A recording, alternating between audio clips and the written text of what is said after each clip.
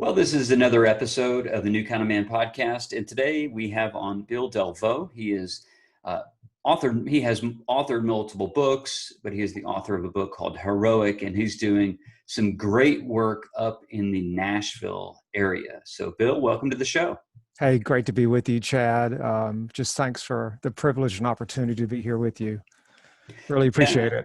Yeah, absolutely. You, as we were just talking before recording, just so the audience knows, Bill's book Heroic is not just a book on the shelf to me. It's something that has really impacted me and what I'm doing at A New Kind of Man. And that book stands out as being of the top 5 men's books that I've read. So that has impacted me a lot. And I just want to say again, thank you for that, Bill. Thank you. Thank you for saying that. Yeah, really appreciate it again. Absolutely. So just in case the audience, they don't know who you are or what you're up to, could you just give us a little bit of your bio, what you're doing, what you're up to, your family background, and that kind of stuff? Sure. Yeah. So here's the skeletal bio. I was actually born here in Nashville, which they call us now unicorns because so many people are transplants. But I was actually born here, went to college to be a doctor, and worked for a doctor and hated it, and ended up through a strange series of events in the ministry, and was a youth minister and then a church planner, and then for about 8-9 years, and then through another strange series of events, ended up doing a 20-year turn as a high school Bible teacher and track and cross country coach. And that was kind of an amazing experience, but very unexpected. I raised my 2 daughters there at the school, and before that time I got married. So Heidi and I've been married for golly, it's crazy now to think about it. It's almost 35 years. So wow, congratulations. That's incredible. It's been an unbelievable journey together. So very thankful. I come from a family of 5 kids. My father was a doctor. My mother was a nurse. They met at the water fountain of a psychiatric ward. No joke. So I always tell people, yeah, all of my neuroses and issues all stem from that. So it was the water in the psych ward. So isn't that a funny story? Oh, that's amazing. And then I had a wonderful time as a high school Bible teacher and running coach. Just an amazing ministry and time.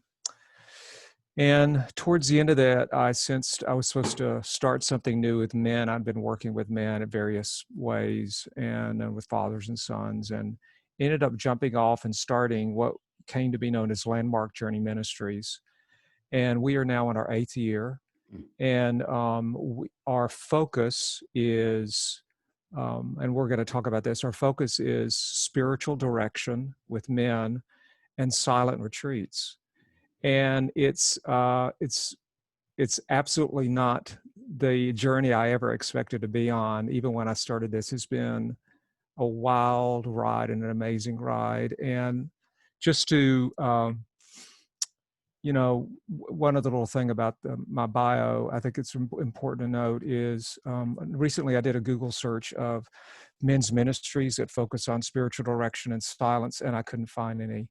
Wow. So we and our ministry board knows this. We are just kind of in the vanguard of something I really believe the Holy Spirit is awakening. Holy Spirit's doing a lot in this generation, but that's one of the things I think he's really awakening, and we just feel real privileged to be kind of on the cusp of all of this. So anyway, that's a little bit about me.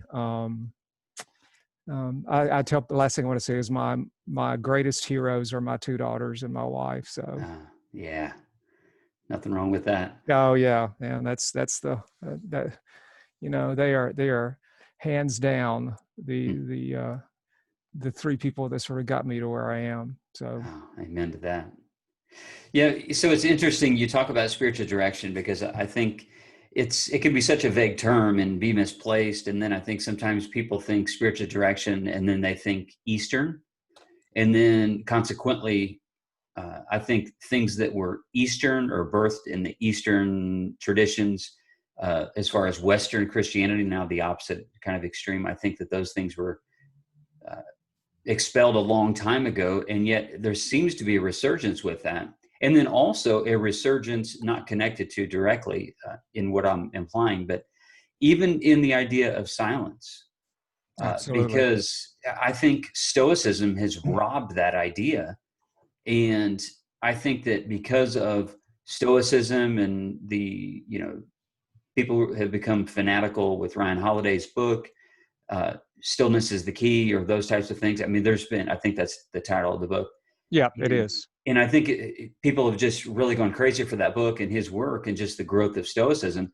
But ultimately, obviously, you and I both believe that the Christian way of life is better than any Stoic way of life. So I know that we have commonality there. So how have you kind of swam in those waters? Because in one way you're swimming against the Eastern kind of spiritual direction realm, and then the silence seems other than Christianity. I don't believe it is, but it seems like it. It's like, you must be a really good swimmer. Or just good at treading water. Either way. Yes, that is a great question. Probably one way to start answering that is to say that spiritual direction and silence has always been a part of the Christian faith, historically. So just to state that kind of from the upscale, and the second orientation, I think, is to remember that we are all children of the Enlightenment and the Renaissance era, and what happened philosophically in the 1700s, we breathe the air of that without realizing it. Often there is a deep secularization that has happened to all of us in terms of how we just see the world, think about world. And I'm not talking about how we sort of even talk about our beliefs. I'm talking about tacit assumptions that we just assume. We've all breathed that air. And so when we hear something like silence in spiritual direction, and this is what often I hear, it's like, oh, that's mystical stuff, that's weird. Right. And the term mystic is a pejorative term. It's derogatory, which is so sad at so many different levels. And the best way I try to explain it to men is this, here's the deal, y'all. This is all about that one great truth of the Christian faith, which trumps everything, which is basically this. Jesus's presence is here right now, period. His resurrected presence through the Holy Spirit. And the more we can make contact with that, the more we can be in union with that, that's where the trajectory of redemption is going anyway. So if you want to call that mystical, call it mystical.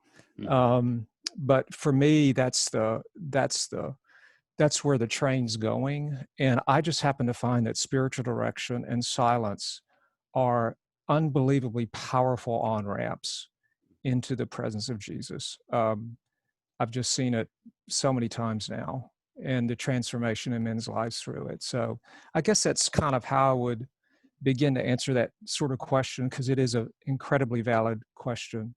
And frankly, I was pretty skeptical about spiritual direction when I started, because I had the same questions.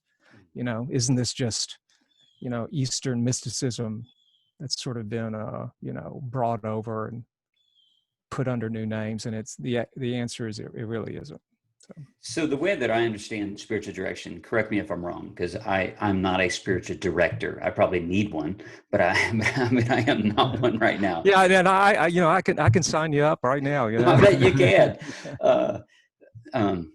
So today's low price, right? Yeah, that's right. It's one of those things with spiritual direction. To me, the way that I understand it is, it's just a way to invite somebody else in to help us to understand what God's doing in our own lives, because that's the way that I term it. It's a spiritual direction. It's not somebody telling you what to do.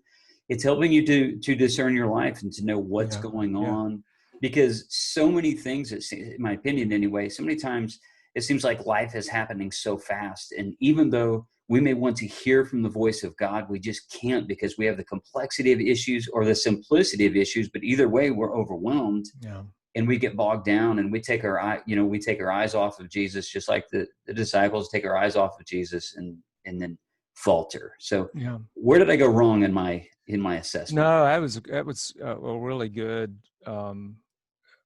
sort of a broad brush stroke about spiritual direction. I mean, you're absolutely right. It's a way to begin to help someone process what God's doing in their life.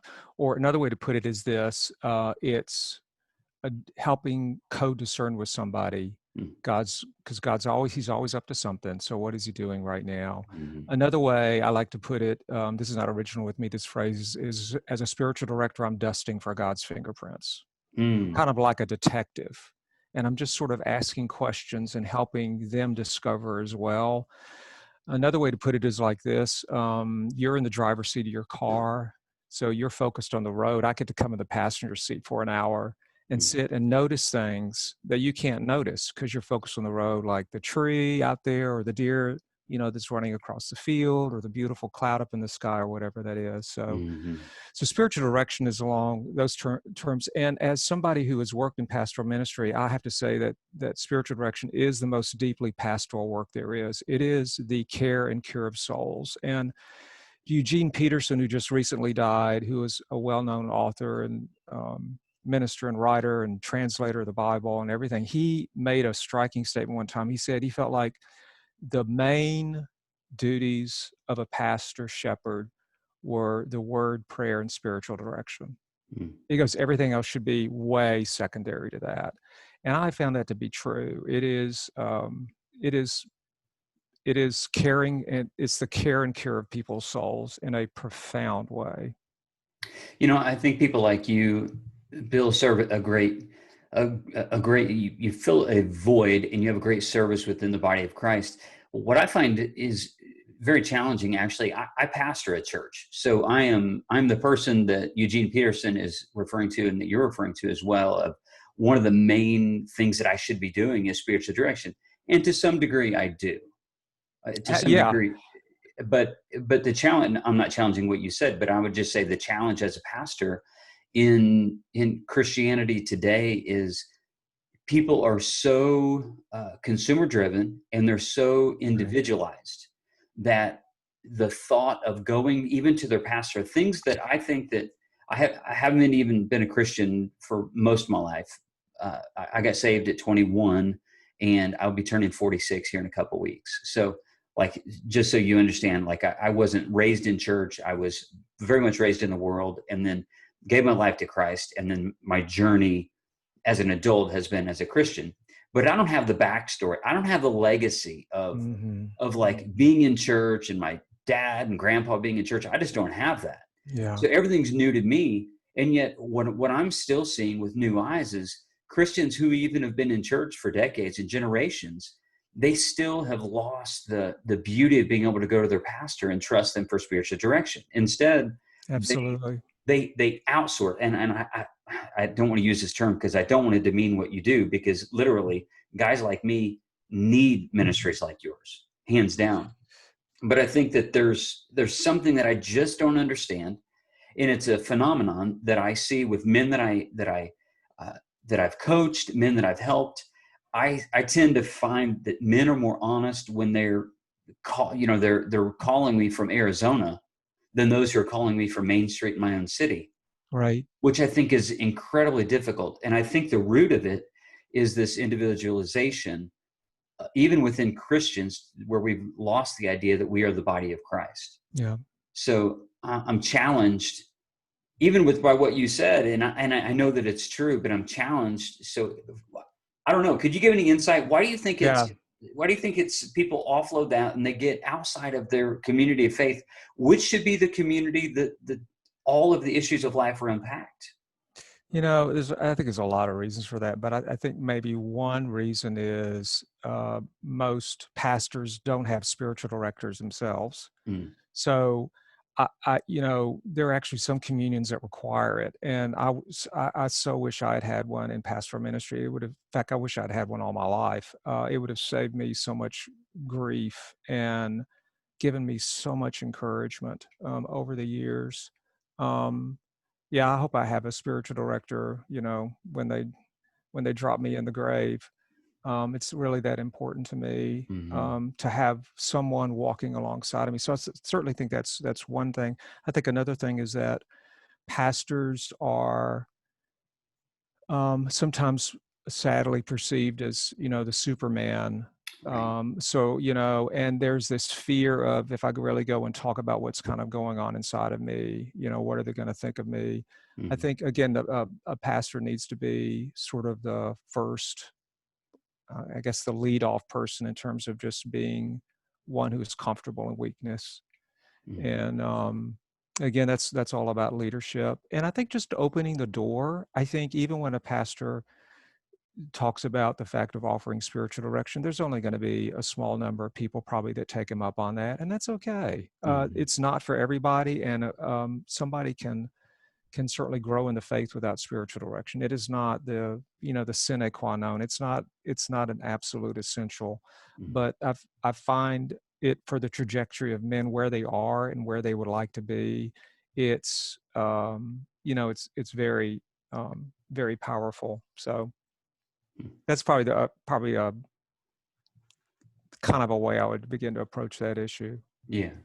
It's just something that, phenomenon that I've seen of, and I'm always trying to work around, get perspectives on. So thank you for that. Oh, Because absolutely, yeah.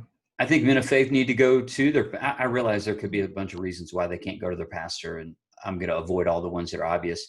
But I think that that's really what uh, biblical community should be, is the operative in that sentence, should be the place where you can unpack life's issues and seek direction. Right. Should be. And it's not. I mean, at large, it's not. Where can't go to, obviously, you're not going to go to all people equally, but um, I don't know. Spiritual direction is new to me. You said Yeah. earlier you're 6 years into it. I need to get more into it, and perhaps set up a call after we get off this call. So Well, we'll I, see. I I always tell men, 99% of the men that come see me have never experienced it. They're intrigued, curious. They often come to me because, like a counselor, they're in crisis too. They have a big decision to make, or the majority of them come because there has to be more Mm, to this, to God and walking with Him than my present experience. yeah. And the most profound symptom that I see presenting itself over and over again with men is that a they have enough cognitive theology to know the basics of the Christian faith, and some even a lot more than that, that I know the Lord loves me, but that's their cognitive theology, but their gut theology is something totally different. Hmm. They don't experience that. They don't live in that. They don't feel that gush, as Paul talks about the Holy Spirit pouring his love out into us. And Hmm. there's this profound gap. And Hmm. they know all this stuff, but don't experience it. And so spiritual direction has been the way for many of these men to start to close that gap. Hmm. Yeah, the work I do at A New Kind of Man is rooted in Luke 2:52, and that verse says that Jesus grew in wisdom and stature and in favor with God and in favor with man. Right. So out of that, I've drawn four different pillars, if you will, and the pillars uphold. I believe that the pillars uphold a man to become great, but a man becomes great by service. And you mentioned that at the end of heroic. We're going to probably Right. get to that shortly. But the reason why I share the pillars is the core of that. I mean, no other man has ever been as fully integrated as Jesus was. And it says that Jesus grew in wisdom, in stature, and in favor with God and in favor with man. So you look at, he grew intellectually, he grew spiritually, he grew physically, he grew relationally. And we see now that there was no end to his growth throughout his life. And I believe that's what's on offer specifically with the Christian faith, is for a man to be fully integrated. Mm-hmm. And you didn't use that terminology, so I'm not trying to put words in your mouth, but I think with spiritual direction, it helps a man to bring all of those ideas and assimilate all those ideas and concepts into one, instead of just having a spiritual compartment, an intellectual compartment, a relational compartment, to realize that the spiritual compartment is to Yeah. infuse every other department, Mm-hmm. you know, Yeah, well compartment. said. Yeah, well said. Absolutely well said. And yeah, and the opposite of that is disintegration. And of Yeah. course, that's what the souls of men tend to sort of live out of, and then all the Mhm. shipwreck that happens out of that. But yeah, the integrated man is where the divide between their false self and their true self is Mhm. dissolving. that division between, you know, themselves and that sense of God's presence, that's dissolving. I mean, all of and out of that they become whole Mm-hmm. and holy, Mm-hmm. just as part of the process itself. So Yeah. Well, and the way that you suggest to do that in your book, Heroic, is to follow a certain path and the call of a man. And again, that book was really interesting with some new ideas. But one of the things I thought of whenever I read the book is, I wonder if you felt overwhelmed writing this book. hmm. Heroic, like talking about these big ideas. And as a man, I wonder, just did the imposter syndrome creep up at all when you're writing this, or was this just like this moment of divine clarity where you just knew that you're supposed to write it? That's a great question. I would say, I guess several things of that. One is my editor, Taylor um, Coombs, he had this brilliant idea. He goes, why don't you have an introduction in which you just talk about why none of us feel like we're heroes? And I went, that is exactly what I need to do. So the very brief introduction is just like, hey, this is not going to be about muscling up, which is often where all these manhood talks go. Get tougher, get stronger, be better. And it's like, we've all heard that ad infinitum, and it lasts about a week or two, and then we're back into the normal stuff. That's right. So this Heroic's not a pep talk. And so I'd say that at the beginning. The second thing I want to say is that where the book lands is sort of the twist in the plot. And I'll sort of, sort of give it away at this point, kind of a spoiler alert, but the book lands on silence. And it's like, how do you become heroic? It's the last possible place. Man, look, it's like you become heroic in the silence. Mm-hmm. And you quit. It's actually, you're not trying to do anything. You're actually simply letting go of everything and really letting Jesus infiltrate more and more of your life. So it's very, it's disruptive, and it's kind of a paradigm shift for many men to kind of go there. And then I think the other thing, to answer your question, is I was kind of overwhelmed about the book. I told a couple of buddies that encouraged me to write it, I said, this is going to be the hardest thing I've ever written, because since it was some pretty high mountains I was going to have to climb. But I had this sense that I was supposed to write the book. It was just kind of a call, if you want to say it. It felt really strong. And the other thing is that throughout the writing of it, I had the bizarrest experience over and over of, I'd read something in a book or have a conversation or see something on TV, and I went, oh, goes right where I'm writing about it. I mean, I had this happen so many times. So I had this sense of being led along. I don't know how else to describe it. Like, I wrote the book, but it was actually kind of given to me at the same time. I had that kind of dual experience of this. So that's kind of my best answer to that question. Great question, though. Yeah, thank you for that. Yeah, that to me, it seems like it would be daunting, because obviously there's so much talk, toxic masculinity. Can masculinity be toxic? I personally don't think it can be. It's either masculinity or it's not, but it's such a hot button thing. And this book was released in 2019. So, I mean, it was just a hotbed of discussion and, a hotbed of arguing. I would say probably not a lot of discussion, not a lot of healthy discussion. Yeah. So, Yeah. not like so there true. ought to be. Yeah. Yeah. Well said. Yeah. Yeah. A lot of people in their trenches firing their own hand grenades back and forth with very little conversation. So. That's right. So before I ask you a nice question about Heroic, I just want you to know, if you ever feel like you need to climb another mountain, I'll be your Sherpa. I just want that. I want that out there. This is going to be on the recording. Everybody knows now. I will call you up when I need a Sherpa, baby. We'll do it. We'll do it. So you talk about right at the beginning of the book, and you talk about the call of the heroic, which I thought was really good. And this did correspond with some of the writings like John Eldridge and Wild at Heart, that's kind of what I thought of this is like everybody has this heroic, I believe all men have this heroic dream of who they want to be. And I was just wondering, and just for the listeners, who is it that you wanted to be when you were a boy and you're dreaming about? Who are your heroes?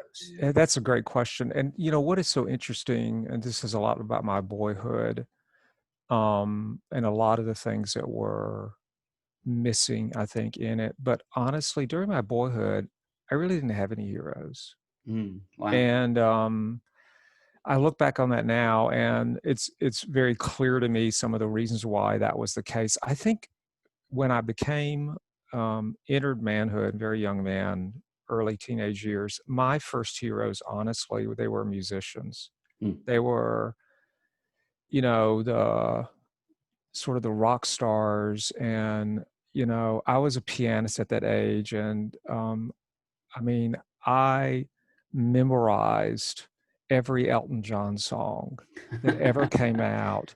He was this person that was like this larger than life, epic,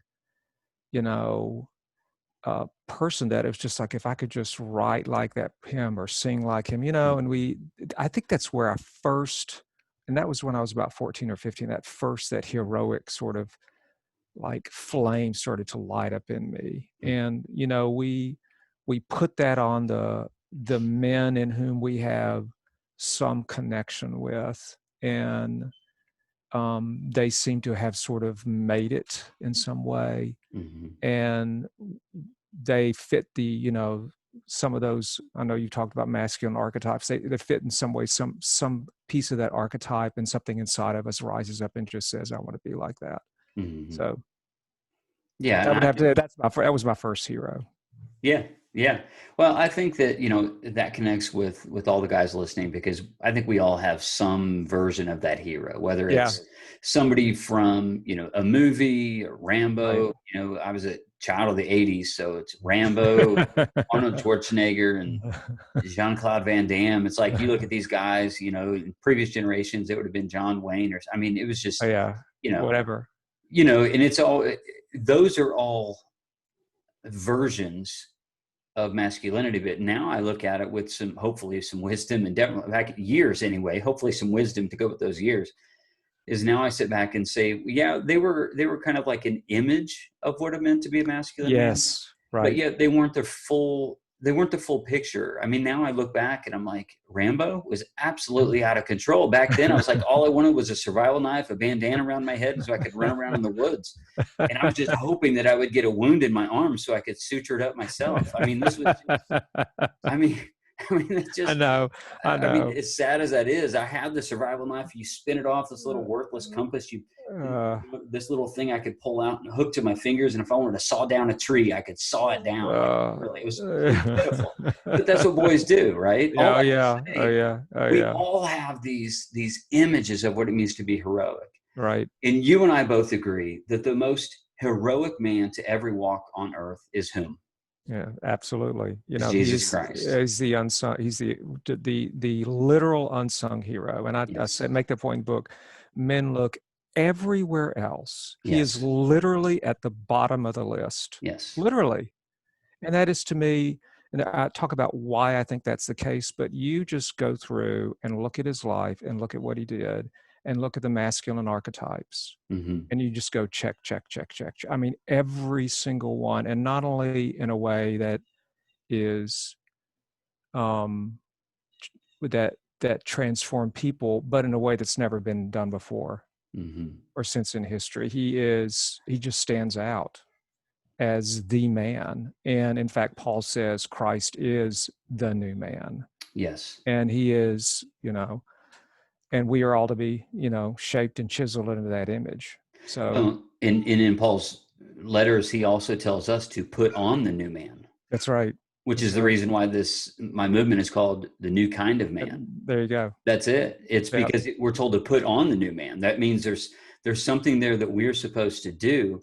And so then when we look at topics like being heroic or living heroic or the call of the heroic, one of the things that I think we have to address too is is what you talk about in the book, is the chasing of false glory, because I think inevitably we end up there too. It's like we see some figment, or we see a shadow of a man, and we're like, I want to run hard after that, but it's Right. false glory. Talk Yeah. about that if you could. Yeah, sure. So everybody does this, and it's the climb up, Hmm. however you perceive the climb up, and it starts sort of late adolescence, early adulthood, kind of when you're beginning to get your feet out there on your own, depending on your life circumstances. But there's always a sense of, however you want to define it, more power, Hmm. more fame, more money, more influence, more something, Hmm.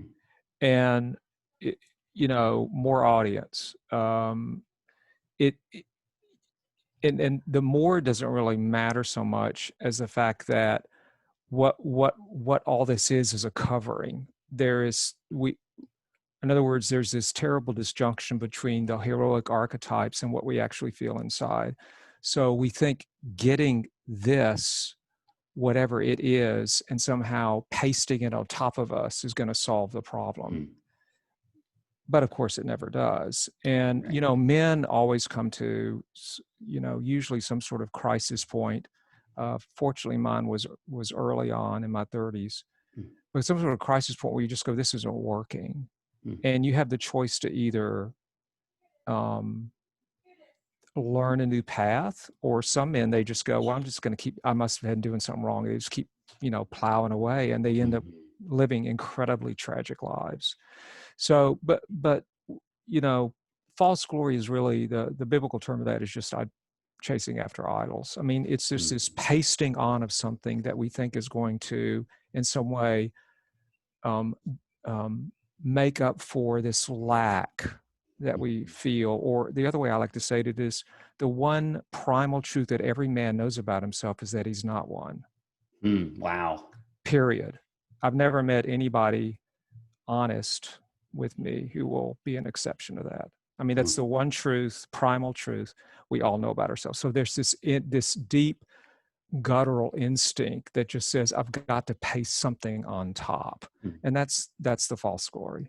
Mhm. Well, that, the whole pasting on top, I think that becomes a really integral part of this discussion too, because that becomes kind of a word picture of the false self, because that's what it is, right? It's just Right. pasting something over your true self. So it's like, hey, look at this facade, look at this exterior, look at this veneer, and yet the substance underneath it will come out.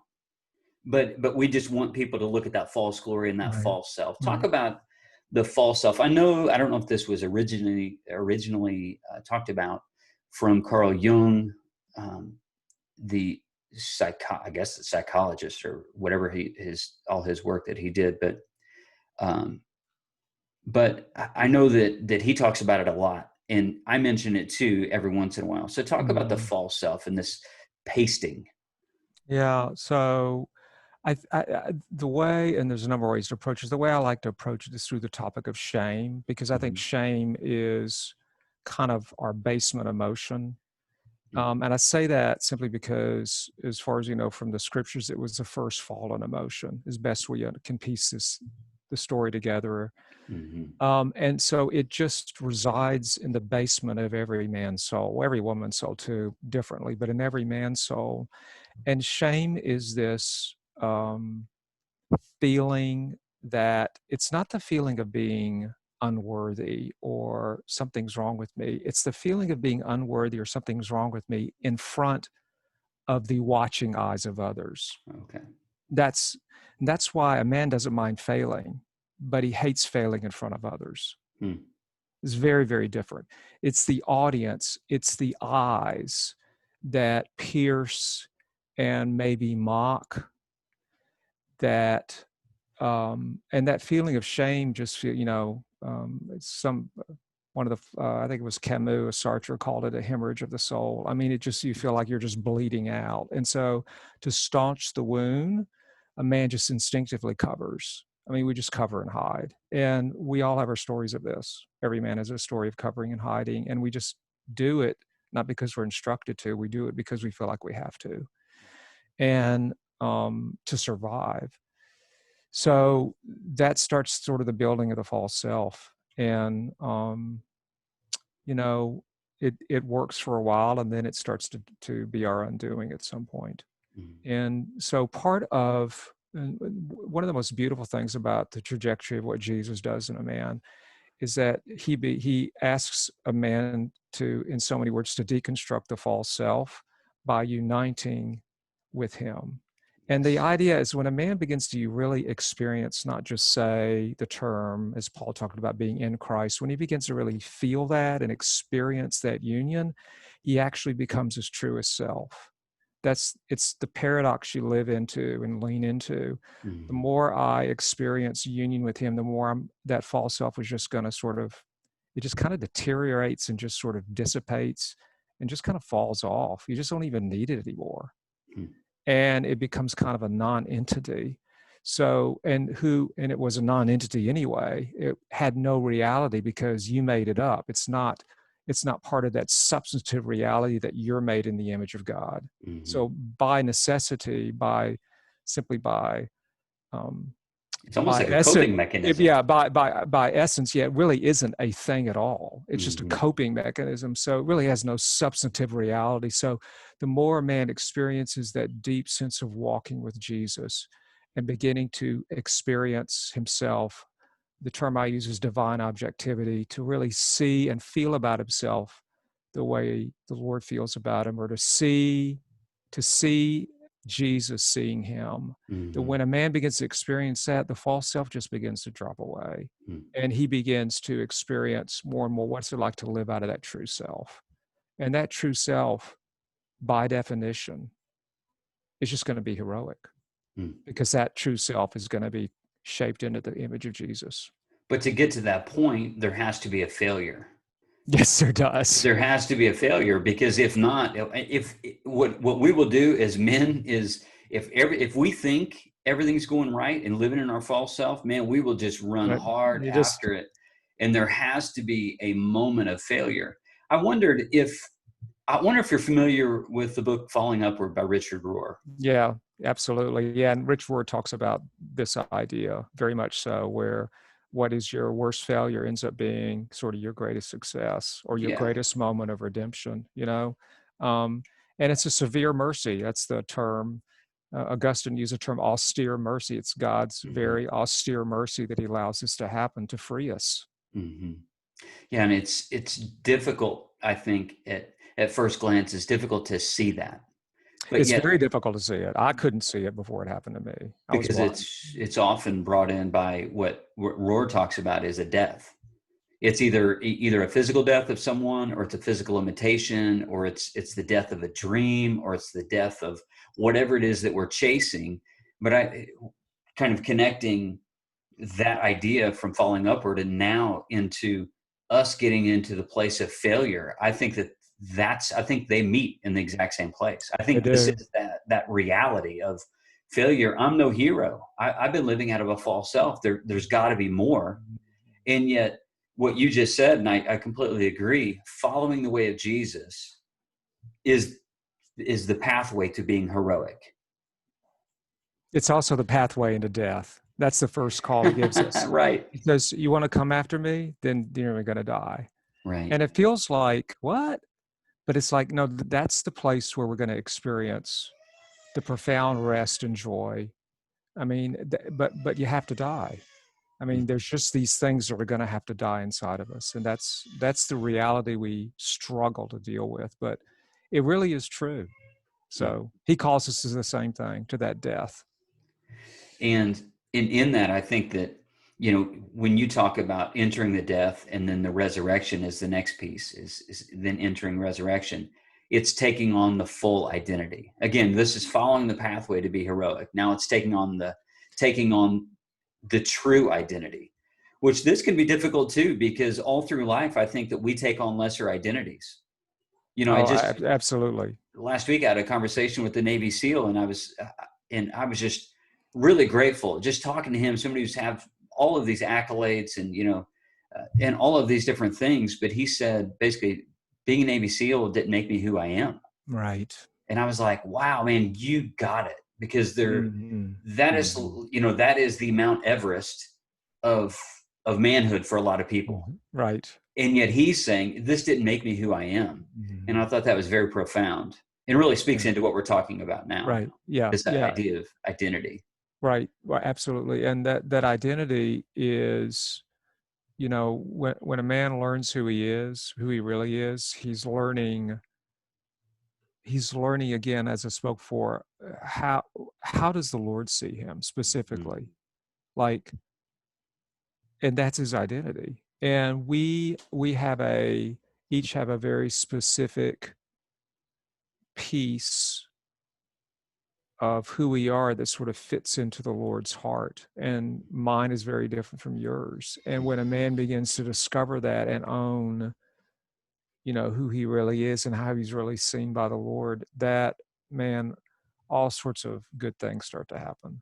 mhm, And because most of our identities are again, it's kind of the pasting. We paste it together from, you know, what we, from heroes that we've seen or what people have said that we're good at, or, mhm, or we've been running from shame and this is how we're going to conquer that. It's kind of a running away from something. We paste that identity on, and we have all these, um, very inadequate identities, mhm, and they can't speak into the fullness of who we are. What is so interesting in the biblical record, at the two major junctions of redemption, which is Abraham, and then at Jesus, there was profound renamings. Abraham was renamed, and then Peter was renamed. And I've always thought that was very, very, there's something very archetypal about that, mhm, that we, in a sense, who we think we are is not who we think we are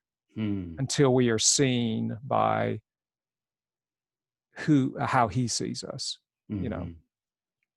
Yeah, that's deep stuff, and I mean, I think that's true and true to form, and there is something to the naming aspect. And when Very you look much at so. scripture, it's not just, oh, hey, this is who you were, this is who you are. This is like a core fundamental Oh yeah. change within Yeah. them. Right. Right. Yeah. It is the shifting. And I speak about it in my book, The Story, but my own coming to terms with all my false identities and getting my true identity just happened it was a very unexpected moment of um, driving in my Ford pickup truck. I was not thinking about anything. I don't think I was praying. I was enjoying the scenery outside. And I just remember, like, literally hearing a whisper behind me. And Mm. it was the strangest, even today, it was a very, very strange event. And it was just, 4 words: your name is Healer. And Wow. I was like, what?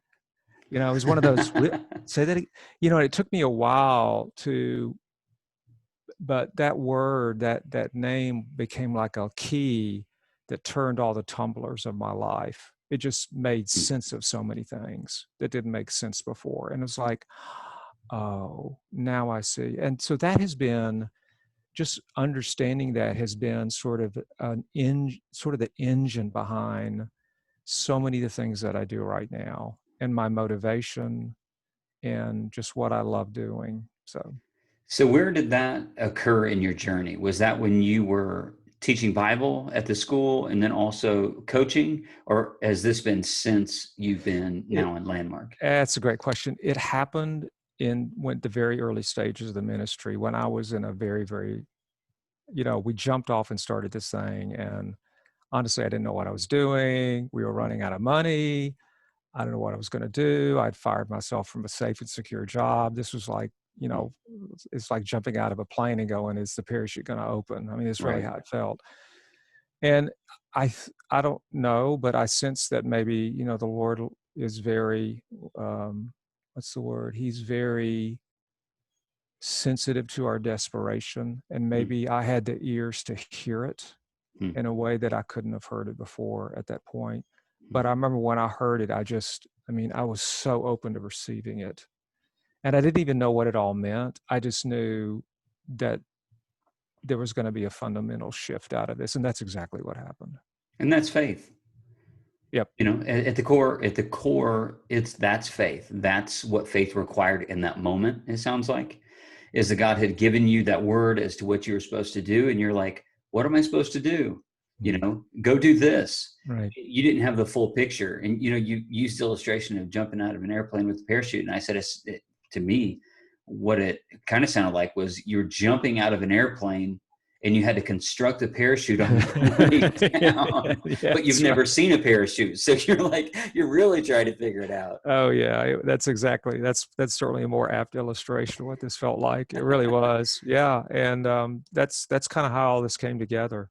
You know, and to use that to carry that one step further. So spiritual direction and silence, I believe, are the two great healers of men's souls. I mean, ultimately Jesus is, his presence is healing, but Yes. those are like two just such massive on-ramps into his presence. And so by definition, he is healing. He just does. That's what he does. When you get close enough to him, it just sort of, it's gonna be sort of sprayed on you at some point, his healing power. So the pathway to being heroic is a shared pathway. And what I tend to believe, and I think that this is something that comes through very clearly in the book Heroic, is this, that a man cannot become heroic alone. Yeah, absolutely. Absolutely. Yeah, it is always a shared journey. It's always, and first it's a shared journey with, feeling that daily walk and guidance from the Lord. I mean, he is always out ahead of you and he's always behind you. And so he is certainly the first person, but then having that team of brothers around you with whom you share the deep struggles as well as the deep joys, because they're becoming heroic too. And our job is to sort of help each other along the path. Well said. Well said. Well, I'm going to say thank you so much for coming on the show today. And men, if you have not already been, excited about buying and then reading the book Heroic, hopefully now you have been after hearing this conversation. We just gave you a little snippet really of it. And I intentionally kind of led the conversation along to give you a skeleton, but you've got to read it to find the rest of the meat to put it together. So I've really enjoyed this conversation, Bill, and I enjoyed the book. Thank you so much for coming on today. Hey man, you're so welcome. This is, time flies when you're having fun. So this one flew. This is great. So thank you.